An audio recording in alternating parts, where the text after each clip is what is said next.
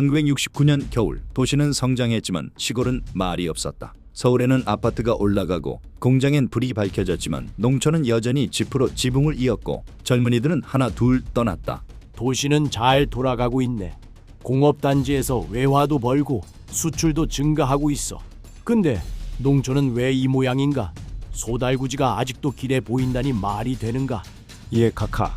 농촌 인프라 예산이 도시보다 후순위에 밀려 있다 보니 지방자치단체도 뾰족한 수가 없습니다. 젊은 층 유출도 심각하고요. 그래서 서울만 키우고 시골은 버리자는 건가? 나라의 뿌리는 농촌이야. 거기가 무너지면 나라도 무너져. 카카, 농민의 자립을 돕는 방식이 필요합니다. 물자만 퍼주는 게 아니라 스스로 일어설 수 있게 하는 교육과 구조가 필요합니다. 근면, 자조, 협동. 이 세 가지가 없으면 농촌도 공장도 살아날 수 없어. 새롭게 마을을 가꾼다는 의미에서 새마을 운동이라 부르면 어떻겠나? 새마을 운동, 좋은 이름입니다. 행정체계를 읍면 단위로 내려보내고 물자보다 정신을 바꾸는 방향으로 추진하면 좋을 것 같습니다. 예산은 내가 직접 조정하겠네. 내무부, 농림부, 건설부가 중심이 되어 운동으로 추진하게. 이건 행정이 아니고 혁명이야. 그날 밤 대통령의 수첩에는 세 단어가 적혔다. 근면, 자조, 협동. 이 세 단어는 이듬해 전국을 뒤흔든다. 그리고 시멘트 한 포대가 새마을의 시작이 된다. 1970년 4월 22일 서울 장충체육관. 수천 명의 읍면장들이 회색 양복을 입고 자리에 앉아 있었다. 그리고 단상 위 대통령은 메모 없이 연단에 섰다. 그의 손에는 연설문 대신 시멘트 더미 사진 몇 장이 들려 있었다. 여러분, 지금 이 나라에서 가장 시급한 문제는 도시와 농촌의 격차입니다. 도시는 발전하고 있지만 농촌은 여전히 초가집에 의존하고 있습니다. 이걸 그대로 두고 우리가 선진국이 될 수 있겠습니까? 도시에서도 살기 어려운데 시골에까지 뭘 하라는 건지. 새로운 마을을 만들어야 합니다. 이름하여 새마을 운동입니다. 정부는 마을마다 시멘트 335포를 배정하고 스스로 계획하고 실행하는 자율적 사업을 시작할 것입니다.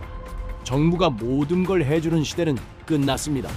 이제는 각 마을이 근면, 자조, 협동의 정신으로 스스로 일어나야 합니다. 시멘트만으로 되겠나? 사람들이 움직여야 하는데. 그날 발표된 건 단지 시멘트와 자재가 아니었다. 그건 국가주도 농촌개혁이라는 선언이었고 행정의 지시를 넘어선 정신운동의 시작이었다. 그리고 그 중심에 박정희의 고집과 신념이 있었다. 여러분이 바로 혁명의 주역입니다. 이제 마을을 바꿉시다. 자기 손으로 자기 고장을, 자기 운명을 바꾸는 사람만이 이 나라를 바꿀 수 있습니다. 1970년 가을 정부는 마침내 움직였다. 전국 3267개 마을, 시멘트 포대 335포와 철근 약간. 국가는 그것을 희망이라 불렀고 마을 사람들은 그것을 시험지라 느꼈다. 자, 이젠 시멘트를 뿌릴 때야. 하지만 그냥 퍼주는 게 아니야. 우리는 이걸 경쟁으로 만들어야 해. 스스로 계획하고 자발적으로 성과낸 마을에만 추가 지원을 줘야 해. 상징적으로 처음이 중요합니다. 시범마을이 성공해야 전국이 움직입니다. 농림부, 내무부, 새마을 지도자 교육까지 동시에 돌입시켜야 합니다. 그래, 시멘트는 국가가 주지만 정신은 스스로 세우게 해야 해. 처음이 흔들리면 다 무너져. 이게 정부에서 내려온 시멘트입니다. 335포. 이걸로 마을 회관 고치고 우물 파고 담장 정비하라는 명령입니다. 아이고, 이거 잘못하면 일만 늘겠구만. 정부는 자재만 주고 인건비는 누가 줍니까? 근데요 회장님, 이거 잘하면 또 준대요. 옆 동네에선 공동 창고도 만들었다던데요? 이번에 성과 없으면 내년도 지원 없습니다. 이건 그냥 공사 아니고 운동입니다. 모두가 협조해야 합니다. 335포의 시멘트는 단순한 자재가 아니었다. 그건 정부가 농촌에 던진 기준이었고 성과가 곧 생존이라는 국가주도의 경쟁 시스템이었다. 그리고 이때부터 잘 사는 마을과 뒤처진 마을의 낙인은 서서히 조용히 전국에 퍼져나갔다. 새마을 운동은 이제 구호가 아닌 조직이 되었다. 청와대는 말했고 내무부는 조정했고 면장은 압박했고 마을에는 지도자가 생겼다. 지도자는 자발적으로 일해야 했고 스스로 못하면 다른 방법으로라도 해내야 했다.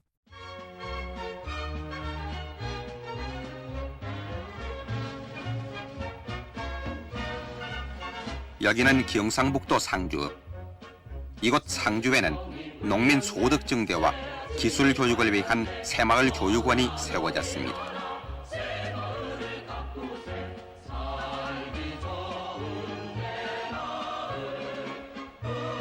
이 상주 새마을 교육원은 제1동포 정휘동 씨가 나라가 잘 살아야만 해외 교포도 가슴을 펴고 살 수 있다는 것을 절감하고 고향인 상주에 있는 자기 재산을 털어 이 새마을 교육원을 설립 운영하고 있습니다. 이 교육원에서는 군내 불악단위의 지도자를 대상으로 단기 7일간씩 합숙 교육을 실시하는데 교육기간의 비용은 모두 이 교육원에서 부담합니다. 국내외 전문 교수를 초빙, 지역 특성에 맞는 농산물을 생산해서 외화 획득의 길을 열어주고 묘목도 무료로 보급하는 등 내고장 주민들에게 근면 자조 협동의 새마을 정신 기도와 소득 증대에 이바지하고 있습니다.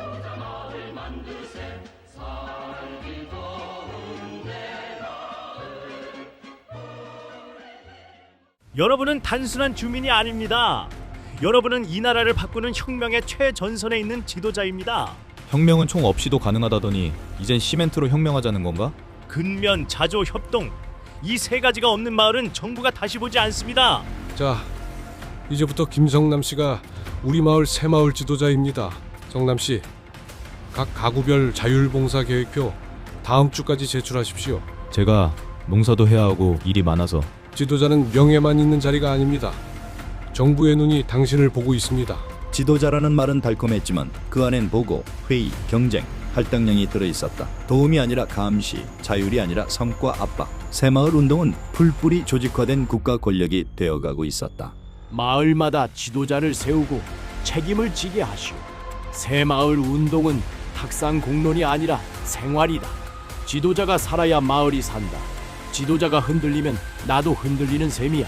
박정희가 만든 건 마을이 아니라 질서였고 질서는 곧 지휘체계였다. 이제 남은 건 마을이라는 이름을 어떻게 국가의 도구로 완성하느냐는 문제였다. 시작은 흙집을 허무는 일이었다. 하지만 8년이 지난 지금 새마을 운동은 마을보다 사람을 바꿨고 운동보다 명령에 가까워졌다. 대통령 각하, 새마을 운동이 과연 국민을 위한 자율운동입니까? 아니면 정권을 위한 관제운동입니까? 시멘트 한 포대, 배급을 미끼로 선거를 강요하고 지도자를 통제하는 행정이 과연 민주주의입니까? 새마을 운동은 세계가 주목한 성공적 농촌 개발 모델입니다. 야당은 국가 발전을 발목 잡지 마십시오. 새마을 운동은 초기엔 의미 있었어. 근데 요즘은 뭐든 운동이 아니라 통제야. 지도자라는 명함 뒤엔 보고서가 있고 공사엔 인민재판이 붙지. 시멘트 없으면 마을도 없는 시대. 이게 진짜 발전이냐? 각하, 야당과 언론의 공격이 거세지고 있습니다. 학생들은 새마을이 아니라 새감옥이라 부릅니다. 그건 운동이 성공했기 때문이야. 반대하는 놈들이 생기는 건 뭔가 제대로 하고 있다는 증거지. 우린 계속 밀고 나가야 해. 새마을이 흔들리면 정권도 흔들려. 1970년대 말 새마을 운동은 개발의 이름을 한 정치 시스템이 되었다. 가난은 줄었지만 말도 줄었다. 밥은 생겼지만 질문은 사라졌다. 그리고 국민은 어느 순간부터 운동에 참여한 게 아니라 운동에 편입당한 것이었다. 박정희 대통령은 전국 10개 시도에 대한 지방 연두 순시를 모두 끝냈습니다. 박 대통령은 지방 순시를 통해 올해부터 시작되는 3차 5개년 계획의 주요 목표는 농촌의 혁신적 개발, 중화학공업의 육성, 수출의 증대라고 강조하고 이 기간 동안에 농촌에 집중 투자를 해서 도시와 농촌의 격차를 해소하겠다고 밝혔습니다. 박정희 대통령은 새마을 정신으로 농촌과 도시에서 새마을 운동을 꾸준히 전개해야 한다고 말하고 새마을 정신이 투철한 농민을 정부는 먼저 도와주고 그렇지 못한 곳은 맨 나중으로 미루겠다고 밝혔습니다. 박 대통령은 새마을 정신이야말로 곧 국가 발전의 추진력이며 이의 실천이 곧 애국의 길이요 또한 애국의 길은 가장 가까운 데 있어 손쉬운 일부터 하는 것이라고 거듭 강조했습니다. 박 대통령은 또 농촌 발전의 열쇠인 자조, 자립, 협동 정신을 바탕으로 한 새마을 사업을 위해서는 공무원이 사명감과 정열을 갖고 앞장서야 하며 농촌에 숨어있는 유능한 지도자를 발굴해서 키워나가야 한다고 말했습니다.